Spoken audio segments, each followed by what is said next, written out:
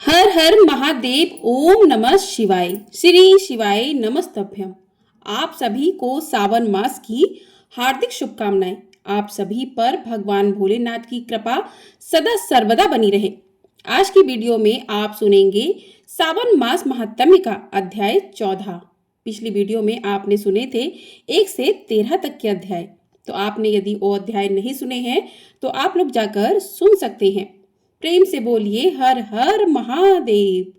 प्रिय श्रोताओं, सावन मास की कथा श्रृंखला का आज 14वां दिन है।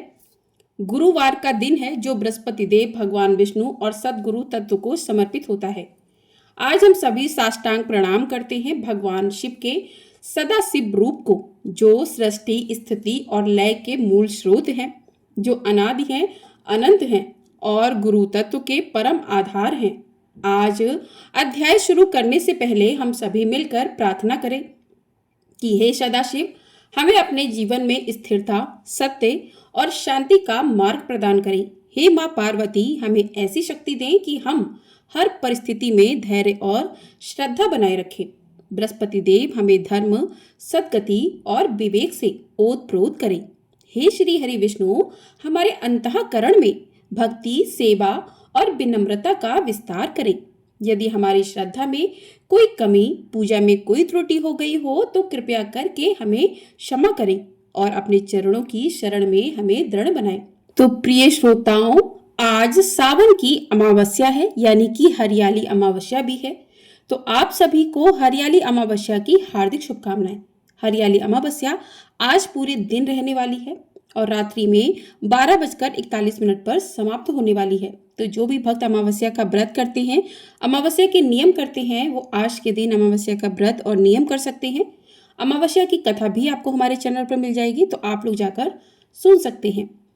प्रिय श्रोताओं, अब सुनते हैं आज का अध्याय। आज की कथा में भगवान शिव देवी पार्वती से कहते हैं कि हे पार्वती, योगेश्वरी से पूर्व दिशा में आदि नारायण भगवान विष्णु विराजमान है। यह पादुका पर खड़े हैं और सब दैत्यों का नाश करने वाले हैं। पहले सतयुग में मेघवाहन नाम से प्रसिद्ध एक दैत्य हुआ है। उसे ब्रह्मा जी ने वरदान दिया था कि जब भगवान विष्णु युद्ध भूमि में तुम्हें पादुका से मारेंगे तभी तुम्हारी मृत्यु होगी, वरना नहीं होगी। इस प्रकार वर पाकर वह दैत्य देवता, असुर और मनुष्यों सहित समस्त भूमंडलों को संताप अर्थात दुख देने लगा। कोटि युगों तक सबको नाना प्रकार के कष्ट देकर वह दक्षिण समुद्र के तट पर आया और वहां ऋषियों के आश्रमों का विध्वंस करने लगा। तब ऋषियों ने उसे अजय समझकर भगवान गरुड़ ध्वज पर का स्तवन किया। ऋषि बोले, परम कल्याण आपको नमस्कार है। आप कल्याण स्वरूप आत्मयोगी को नमस्कार है। जनार्दन, श्रीधर और सृष्टि हैं। देव आपको नमस्कार है। कमल केसर के समान स्वर्णमय मुकुट धारण करने वाले केशव को नमस्कार है। आप अत्यंत सूक्ष्म तथा अतिशय महान शरीर वाले हैं। आपको बारंबार नमस्कार है। आपकी नाभि से कमल प्रकट हुआ है। आपको नमस्कार है। आप ही श्री हरि तथा आप ही हरि बेदा हैं। आपको नमस्कार है। आप ही संपूर्ण जगत के कारण भूत हिरण्य गर्भ हैं। आपको नमस्कार है। आप अपनी महिमा से कभी च्युत न होने वाले तथा सर्वोच्च पद में स्थित हैं। आपको बारंबार नमस्कार है। संसार सागर से पार उतारने वाले हे प्रभु, आप ज्ञान नौका प्रदान करने वाले हैं। आपको नमस्कार है। आपकी बुद्धि कभी कुंठित नहीं होती। आप धाता और संसार की सृष्टि, पालन और संहार करने वाले हैं। आपको नमस्कार है। आपका वासुदेव नाम सभी पातकों का नाश करने वाला है। इस सत्य के प्रभाव से यह मेघवाहन दैत्य नष्ट हो जाए। भगवान विष्णु के भक्तों में पाप नहीं ठहरता। भगवान विष्णु स्मरण करते ही सभी पापों का नाश कर देते हैं। यह सत्य है तो यह पापात्मा मेघवाहन दैत्य नष्ट हो जाए। परमेश्वर के जगदाधार वासुदेव नाम का भक्ति पूर्वक स्मरण करने से सबका कल्याण हो और समस्त संसार के सभी दोष भी नष्ट हो जाए। ऋषियों के इस प्रकार स्तुति करने पर आदि नारायण भगवान श्री हरि ने पादुका पर आरूढ़ होकर उन सबको दर्शन दिए और कहा, आप लोगों के मन में कौन सा कार्य उपस्थित हुआ है, बताइए, मैं उसे अवश्य ही पूर्ण करूंगा। आपके द्वारा की हुई इस स्तुति से मैं बहुत संतुष्ट हूँ। तब ऋषि कहने लगे, देव, आप सब कुछ जानते हैं, आपसे कुछ भी छुपा नहीं है। इस महाबली दैत्य मेघवाहन का संहार कर दीजिए, जिससे सारा विश्व निर्भय हो सके। उनके इस प्रकार कहने पर भगवान विष्णु ने उस दैत्य को युद्ध के लिए ललकारा और अपनी पादुका से उसकी छाती में प्रहार कर दिया। उसकी चोट खाकर दैत्य के प्राण पखेरु उड़ गए और वह समुद्र में गिर पड़ा। उस श्रेष्ठ दैत्य का वध करके भगवान विष्णु उसी स्थान पर स्थित हो गए। आज भी वे वहीं पादुका के आसन पर खड़े हैं। जो श्रेष्ठ मनुष्य एकादशी तिथि को भक्ति पूर्वक उनकी पूजा करता है, वह अश्वमेध यज्ञ का फल पाकर स्वर्ग में आनंदित होता है। जिनके हृदय में भगवान आदि नारायण विराजमान है, उनके लिए कलयुग में भी सतयुग है। महादेव जी कहते हैं, देवी आदिरायण से 3 धनुष पश्चिम महानदी सन्निहिता विराज रही हैं। जब जरासंध के आक्रमण के भय से बाल, वृद्ध, बड़िक जन तथा अपने परिवारजनों सहित सभी यादवों को साथ लेकर भगवान श्री कृष्ण मथुरा को सुनी करके चले गए, तब प्रभास क्षेत्र में ही आए थे। वहां उन्होंने रहने के लिए समुद्र से स्थान मांगा। इसी समय सूर्य ग्रहण लग गया। तब भगवान जनार्दन ने यादवों से कहा कि मैं परम पवित्र सन्निहित नामक सरोवर को यहाँ लाऊंगा। उनके इतना कहते ही धरती फोड़कर शुभ जल का प्रवाह प्रकट हो गया। यह देखकर बलराम जी तथा सभी यादवों ने उसमें ग्रहण स्नान किया। उसमें स्नान करने से अग्निष्टम यज्ञ का फल मिलता है। वह एक एक आहुति देने से कोटि होम का फल मिलता है। उस स्थान में रहकर अगर कोई मंत्र जाप करता है तो उसे एक एक जप का कोटि कोटि गुना फल प्राप्त होता है। सन्निहिता के दक्षिण तट पर पांडवेश्वर लिंग है, जिसकी स्थापना 5 पांडवों ने की है। वनवासी पांडव जब अज्ञातवास में थे, तब तीर्थ यात्रा के प्रसंग से प्रभास क्षेत्र में आए थे। उस समय चंद्र ग्रहण का पर्व था। उसी अवसर पर उन सब ने सन्निहिता के किनारे पांडवेश्वर की स्थापना की। मार्कंडेय आदि मुनियों तथा श्रेष्ठ ब्राह्मणों को ऋतुज बनाकर उन्होंने वैदिक मंत्रों से मुझ शिव का अभिषेक कराया। ऋषियों ने उस लिंग का महात्म्य बताते हुए कहा कि जो लोग इस पांडव पूजित लिंग की अर्चना करेंगे, वे दानव तथा राक्षसों के लिए भी पूजनीय होंगे। श्रद्धा पूर्वक इसका पूजन करने से उन्हें अश्वमेध यज्ञ का फल प्राप्त होगा। जो पूरे माघ भर सन्निहिता कुंड में स्नान कर पांडवेश्वर की पूजा करता है, वह साक्षात पुरुषोत्तम होता है। इस लिंग के दर्शन से भी पाप के सहस्त्रों टुकड़े हो जाते हैं। पार्वती इस प्रकार श्रद्धा पूर्वक यात्रा करके मनुष्य प्रभास क्षेत्र के 11 रुद्रों के समीप जाए। मनुष्यों से जो 11 इंद्रियों द्वारा 11 प्रकार के पाप बन जाते हैं, उन सबका यहाँ 11 रुद्रों के पूजन से ही नाश हो जाता है। संक्रांति, अयन, चंद्र ग्रहण, सूर्य ग्रहण तथा अन्य पुण्य तिथियों में भक्ति भाव से क्रमशः 11 रुद्रों का पूजन करना चाहिए। कली में इन 11 रुद्रों के नाम इस प्रकार हैं: भूतेश, नील रुद्र, कपाली, वृषवाहन, त्र्यंबकम, घोरनामा, महाकाल, भैरव, मृत्युंजय, कामेश और योगेश। पार्वती, यह जो 11 रुद्र बताए गए हैं, इनका रहस्य भी सुनो। इनमें 10 प्राणवायु हैं और 1 आत्मा है। प्राण अपान, सम्मान, उदान, व्यान, नाग, कुर्म, क्रकल, देवदत्त और धनंजय, यही 10 प्राणवायु कहे गए हैं। रुद्रों में आदिदेव सोमेश्वर भी हैं। उनकी भूतेश्वर नाम से विधिवत पूजा करनी चाहिए। उन्हें पंचामृत से स्नान कराकर संजोग मंत्र से मनोहर पुष्पों द्वारा पूजन करना चाहिए। भक्ति पूर्वक सदा शिव का ध्यान करते हुए 3 बार परिक्रमा और साष्टांग प्रणाम करें। महातत्व से लेकर विशेष पर्यंत जो 25 भूतगण बताए गए हैं, उन सबके ईश्वर होने से इन शिव को भूतेश्वर कहते हैं। भूतेश्वर का पूजन करके मनुष्य अविनाशी मोक्ष को प्राप्त होता है। महादेव जी कहते हैं, सोमेश्वर से वायव्य कोण में 60 धनुष की दूरी पर चंद्रेश्वर लिंग है। वह दिव्य लिंग सभी गतों का नाश करने वाला है।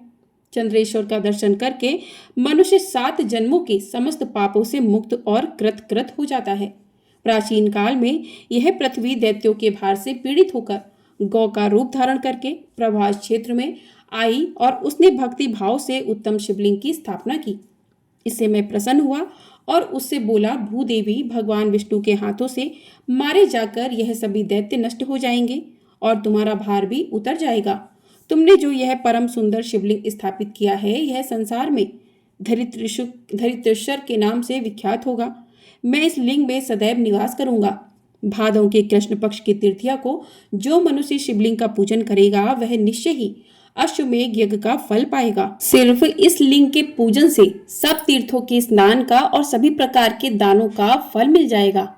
इसके चारों ओर 16 धनुष तक इसी का क्षेत्र होगा और यह क्षेत्र समस्त प्राणियों को मोक्ष प्रदान करेगा। इस क्षेत्र में मरने वाले प्राणी उत्तम गति को प्राप्त होंगे। ऐसा कहकर, हे देवी, मैं वहां से अंतर्ध्यान हो गया। इसके बाद 12 कल्प में किसी समय दक्ष के साप से चंद्रमा राज यक्षमा से पीड़ित होकर क्षीण होने लगे। तब वे समुद्र के निकट प्रभास क्षेत्र में आए और इस पृथ्वीश्वर लिंग का दर्शन करके इसके प्रभाव को जानकर इसी की आराधना में तत्पर हो गए। इसके महात्म्य से चंद्रमा का पाप जनित रोग दूर हुआ। तब से इसका नाम चंद्रेश्वर हो गया। इसके बाद जहाँ चक्रधर विष्णु तथा दंडपाणी गणेश दोनों एक स्थान पर स्थित हैं, वहाँ की यात्रा करें।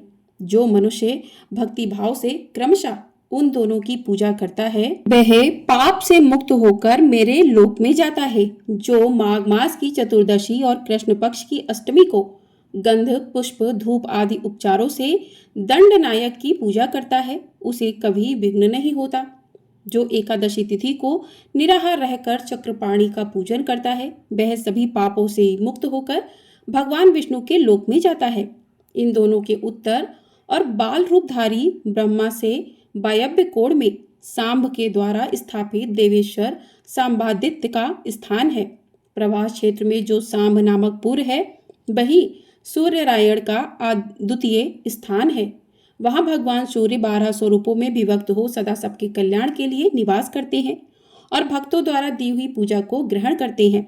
जो मनुष्य वहां 12 नामों वाले सूर्यदेव की स्तुति करेगा, उसकी 7 जन्मों की दरिद्रता नष्ट हो जाएगी। आदित्य सविता सूर्य मिहिर अक्र प्रतापन मार्तंडे भास्कर भानु चित्र भानु दिवाकर तथा रवि यह सूर्य देव के सामान्य नाम है।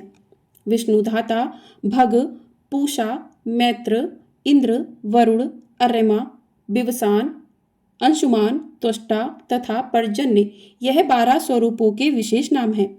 यह सभी क्रमशः 12 महीनों में सूर्यमंडल में तपते हैं। चैत्र में विष्णु, वैशाख में अर्यमा, ज्येष्ठ में विवस्वान, आषाढ़ में अंशुमान, श्रावण में पर्जन्य, भाद्रपद में वरुण, आश्विन में इंद्र, कार्तिक में धाता, अगहन में मित्र, पौष में पूषा, माघ में भग और फाल्गुन में त्वष्टा तपते हैं। इस प्रकार प्रभास क्षेत्र में 12 मूर्ति वाले सूर्यदेव विराजमान हैं। माघ शुक्ला पंचमी को एक भक्त व्रत, षष्ठी को नक्तब व्रत और सप्तमी को संवादित्य के समीप उपवास व्रत करके मनुष्य लाल चंदन मिश्रित कनेर के फूलों से सूर्य नारायण के लिए अर्घ और धूप देकर पूजा करे। शक्ति के अनुसार ब्राह्मण भोजन भी कराए। जो इस प्रकार संवादित्य का पूजन करता है, वह इस लोक में समस्त मनोवांछित फलों को पा लेता है। तो प्रेम से बोलिए हर हर महादेव। इस प्रकार से आज का अध्याय यहीं पर समाप्त हुआ। इसके आगे का वृत्तांत आप अगले अध्याय में सुनिएगा। हर हर महादेव, श्री शिवाय नमस्तुभ्यम। प्रिय श्रोताओं, अब सुनिए भगवान शिव के काशी विश्वनाथ और भीमा शंकर ज्योतिर्लिंग की कथा। पहले जान लीजिए भीमा शंकर ज्योतिर्लिंग के बारे में। तो यह ज्योतिर्लिंग महाराष्ट्र के पुणे से लगभग 100 किलोमीटर की दूरी पर सह्याद्री की पहाड़ियों पर स्थित है। इसे भीमा शंकर भी कहते हैं। और इस ज्योतिर्लिंग की स्थापना के विषय में शिव महापुराण में जो कथा मिलती है, उसके अनुसार प्राचीन काल में भीम नामक एक महाप्रतापी राक्षस था। वह कामरूप प्रदेश में अपनी माँ के साथ रहा करता था। वह महाबली राक्षस राज रावण के छोटे भाई कुंभकर्ण का पुत्र था, लेकिन उसने अपने पिता को कभी नहीं देखा था। उसके होश संभालने के पहले ही भगवान श्री राम के द्वारा कुंभकर्ण का वध कर दिया था। जब वह युवावस्था को प्राप्त हुआ, तब उसकी माता ने उसे सारी बात बताई। भगवान विष्णु के अवतार श्री रामचंद्र जी द्वारा अपने पिता के वध की बात सुनकर वह महाबली राक्षस अत्यंत संतप्त और क्रोधित हो उठा। अब वह निरंतर भगवान श्री हरि के वध का उपाय सोचने लगा। उसने अपने अभिष्ट की प्राप्ति के लिए लगभग 1000 वर्षों तक बहुत कठिन तपस्या की। फिर उसकी तपस्या से प्रसन्न होकर श्री ब्रह्मा जी ने उसे लोक विजयी होने का वरदान दे दिया। अब तो वह राक्षस ब्रह्मा जी के उस वरदान के प्रभाव से सारे प्राणियों को पीड़ित करने लगा। उसने देवलोक पर आक्रमण करके देवराज इंद्र सहित सभी देवताओं को वहां से बाहर निकाल दिया। पूरे देवलोक पर अब भीम का अधिकार हो गया। इसके बाद उसने भगवान श्री हरि को भी युद्ध में परास्त कर दिया। श्री हरि को पराजित करने के बाद उसने कामरूप के परम शिव भक्त राजा सुदक्षिण पर आक्रमण करके उन्हें मंत्रियों अनुचरों सहित बंदी बना लिया। इस प्रकार धीरे धीरे उसने समस्त लोकों पर अपना अधिकार जमा लिया। उसके अत्याचार से वेदों, पुराणों, शास्त्रों और स्मृतियों का सभी जगह पर एकदम लोप हो गया। वह किसी को कोई भी धार्मिक काम नहीं करने दिया करता था। इस प्रकार यज्ञ, दान, तप, स्वाध्याय आदि के सारे कार्य एकदम रुक गए। भीम के अत्याचार की भीषणता से घबराकर ऋषि मुनि और देवतागण भगवान शिव की शरण में गए और उनसे अपना तथा अन्य समस्त प्राणियों का दुख निवेदित किया। उनकी प्रार्थना सुनकर भगवान शिव उनसे कहने लगे कि हे देवतागणों, हे ऋषि मुनियों, मैं शीघ्र ही उस अत्याचारी राक्षस का संहार करूंगा। उसने मेरे प्रिय भक्त कामरूप नरेश सुदक्षिण को भी सेवकों सहित बंदी बना लिया है। वह अत्याचारी असुर अब और अधिक जीवित रहने का अधिकारी नहीं रह गया। भगवान शिव से यह आश्वासन पाकर ऋषि मुनि और देवगण अपने अपने स्थानों को वापस लौट गए। इधर राक्षस भीम ने बंदी गृह में पड़े हुए राजा सुदक्षिण ने भगवान शिव का ध्यान किया। वे अपने सामने पार्थिव शिवलिंग रखकर अर्चना कर रहे थे। उन्हें ऐसा करते देखकर क्रोध में अंधे हुए राक्षस भीम ने अपनी तलवार से उस पार्थिव शिवलिंग पर प्रहार कर दिया, किंतु उसकी तलवार का स्पर्श उस लिंग से हो भी नहीं पाया कि उसके भीतर से साक्षात शंकर जी वहां प्रकट हो गए और उन्होंने अपनी हुंकार मात्र से ही, केवल हुंकार मात्र से ही उस राक्षस को वहीं जलाकर भस्म कर दिया। भगवान शंकर जी का यह अद्भुत कृत्य देखकर समस्त ऋषि मुनि और देवगण वहां एकत्रित होकर उनकी स्तुति करने लगे। उन लोगों ने भगवान शिव से प्रार्थना की कि हे महादेव, आप लोक के कल्याण के लिए आप सदा के लिए यहीं निवास कर लीजिए। यह क्षेत्र तो शास्त्रों में अपवित्र बताया गया है। आपके निवास से यह परम पवित्र पुण्य क्षेत्र बन जाएगा। तब प्रसन्न हुए भगवान शिव ने सभी की प्रार्थना स्वीकार कर ली और वह वहां ज्योतिर्लिंग के रूप में सदा निवास करने लगे। उनका यह ज्योतिर्लिंग भीमेश्वर के नाम से विख्यात हुआ। मान्यता है कि भीमाशंकर ज्योतिर्लिंग के दर्शन करने का फल कभी व्यर्थ नहीं जाता। जो भी भक्त यहाँ सच्चे मन से आकर दर्शन करते हैं, उनकी सभी मनोकामनाएं पूर्ण हो जाती हैं। तो प्रेम से बोलिए भीमाशंकर भगवान की जय। तो प्रिय श्रोताओं, अब सुनिए काशी विश्वनाथ ज्योतिर्लिंग के बारे में। तो यह ज्योतिर्लिंग उत्तर भारत की प्रसिद्ध नगरी काशी में स्थित है। इस नगरी का प्रलय काल में भी लोप नहीं होता, ऐसा कहा जाता है। उस समय भगवान अपनी वास भूमि इस पवित्र नगरी को अपने त्रिशूल पर धारण कर लेते हैं। प्रलय काल समाप्त होने के बाद और सृष्टि काल आने पर पुनः यथा स्थान रख देते हैं। सृष्टि आदि की स्थली भी इसी नगरी को बताया गया है। भगवान श्री हरि ने इसी स्थान पर सृष्टि कामना से तपस्या करके भगवान शंकर को प्रसन्न किया था। अगस्त्य मुनि ने भी इसी स्थान पर अपनी तपस्या द्वारा भगवान शिव को संतुष्ट किया था। इस पवित्र नगरी की महिमा ऐसी ही है कि यहाँ जो भी प्राणी अपने प्राणों का त्याग करता है, उसे मोक्ष की प्राप्ति होती है। बार बार जीवन मरण के बंधन में नहीं बंधना पड़ता। भगवान शंकर उसके कान में तारक मंत्र का उपदेश करते हैं और इस मंत्र के प्रभाव से पापी प्राणी भी अपने पापों से मुक्ति पाकर भव सागर की बाधाओं से पार हो जाते हैं। तारक मंत्र है विषय सक्त चित्तो अपि त्यक्त धर्मार्थ नरः यह क्षेत्र मृतः सो अपि संसारे न पुनर्वेत। अर्थात विषयों में आसक्त अधर्मी व्यक्ति भी यदि इस काशी क्षेत्र में मृत्यु को प्राप्त हो तो उसे भी पुनः संसार बंधन में नहीं आना पड़ता। मत्स्य पुराण में काशी नगरी का महत्व बताते हुए कहा गया है कि जप, ध्यान और ज्ञान रहित तथा दुखों से पीड़ित मनुष्यों के लिए काशी ही एकमात्र परम गति है। श्री विश्वनाथ के आनंद कान में दशाश्वमेघ, लोलार्क, बिंदु माधव, केशव और मणिकर्णिका का यह 5 तीर्थ हैं। इसी से इसे अभिमुक्त क्षेत्र भी कहा गया है और इसी परम पवित्र नगरी के उत्तर की तरफ ओमकार खंड, दक्षिण में केदार खंड और बीच में विश्वेश्वर खंड है। प्रसिद्ध विश्वनाथ ज्योतिर्लिंग इसी खंड में स्थित है। पुराणों में इस ज्योतिर्लिंग के संबंध में जो कथा कही गई है उसके अनुसार भगवान शंकर देवी पार्वती से विवाह करके कैलाश पर्वत पर निवास कर रहे थे, लेकिन वहां पिता के घर में ही विवाहित जीवन बिताना देवी पार्वती को अच्छा नहीं लगता था। एक दिन उन्होंने भगवान शिव से कहा कि हे प्रभु, आप मुझे अपने घर ले चलिए, यहाँ रहना मुझे बिल्कुल भी अच्छा नहीं लगता। सारी लड़कियां तो शादी के बाद अपने पति के घर जाती हैं और मुझे अपने पिता के घर में ही रहना पड़ रहा है। भगवान शिव ने उनकी यह बात स्वीकार कर ली। माता पार्वती को साथ लेकर वे अपनी पवित्र नगरी काशी में आ गए और वहां आकर वे विश्वनाथ ज्योतिर्लिंग के रूप में स्थापित हो गए। इस ज्योतिर्लिंग के दर्शन पूजन से मनुष्य अपने सभी पापों से छुटकारा पा लेता है। हर दिन नियम से विश्वनाथ जी के दर्शन करने वाले भक्तों का समस्त भार भगवान शंकर अपने ऊपर ले लेते हैं और ऐसा भक्त उनके परम धाम का अधिकारी बन जाता है और भगवान शिव की कृपा और मां पार्वती की कृपा सदा उन पर बनी रहती है। 12 ज्योतिर्लिंगों में प्रमुख काशी विश्वनाथ, जहां वाम रूप में स्थापित बाबा विश्वनाथ शक्ति की देवी मां पार्वती के साथ विराजे हुए हैं। मान्यता है कि पवित्र गंगा जी में स्नान और काशी विश्वनाथ के दर्शन मात्र से मोक्ष की प्राप्ति संभव है।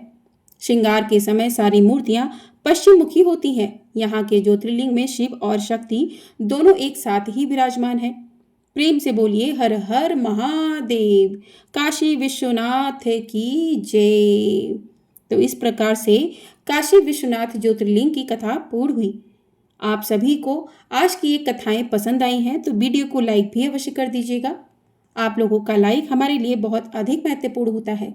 साथ ही चैनल पर नए हैं तो चैनल को सब्सक्राइब भी कर लीजिएगा। आपको हमारे चैनल पर इसी प्रकार से सावन मास की कथाएं प्रतिदिन सुनाई जा रही हैं। साथ ही हरियाली अमावस्या की कथा भी सुनाई गई है, तो आप लोग इन कथाओं को अवश्य सुनिएगा और ये कथा पसंद आई हो तो कमेंट बॉक्स में हर हर महादेव अवश्य लिखिएगा। आइए अब करते हैं भगवान भोलेनाथ जी की आरती। जय शिव ओमकारा, प्रभु हर शिव ओमकारा, ब्रह्मा विष्णु सदा शिव अर्धांगी धारा। ओम जय शिव ओमकारा, एकानन चतुरानन पंचानन राजे, हंसानन गरुड़ासन वृषवाहन साजे। ओम जय शिव ओमकारा, 2 भुज 4 चतुर्भुज 10 भुज अति सोहे, स्वामी 10 भुज अति सोहे, त्रिगुण रूप निरुखता त्रिभुवन जन मोहे। ओम जय शिव ओमकारा, अक्षमाला बनमाला मुंडमाला धारी, प्रभु मुंडमाला धारी, चंदन मृग मद सोहे भाले शशिधारी। ओम जय शिव ओमकारा, श्वेतांबर पीतांबर बागंबर अंगे, स्वामी बागंबर अंगे, सनकादिक भूतादिक ब्रह्मादिक संगे। ओम जय शिव ओमकारा, करके मध्य कमंडल चक्र त्रिशूल धरता, स्वामी चक्र त्रिशूल जग हरिता जग भरिता जग पालन करता। ओम जय शिव ओमकारा, ब्रह्मा विष्णु सदा शिव जानत अभिवेका, स्वामी जानत अभिवेका, प्रणवाक्षर के मध्य ये तीनों एका। ओम जय शिव ओमकारा, काशी में विश्वनाथ विराजत नंदनी ब्रह्मचारी, स्वामी नंदनी ब्रह्मचारी। नित उठ भोग लगावत महिमा अति भारी, ओम जय शिव ओमकारा। त्रिगुण शिव जी की आरती जो कोई नर गाता, स्वामी प्रेम सहित गाता। कहत शिवानंद स्वामी सुख संपत्ति पाता, ओम जय शिव ओमकारा। प्रभु हर शिव कारा, ब्रह्मा विष्णु सदा शिव अर्धांगी धारा, ओम जय शिव ओमकारा। प्रेम से बोलिए हर हर महादेव। तो इस प्रकार से भोलेनाथ की आरती पूर्ण हुई। तो वीडियो पसंद आई हो, वीडियो को लाइक जरूर कर दीजिएगा। कमेंट बॉक्स में हर हर महादेव अवश्य लिखिएगा, हर हर महादेव।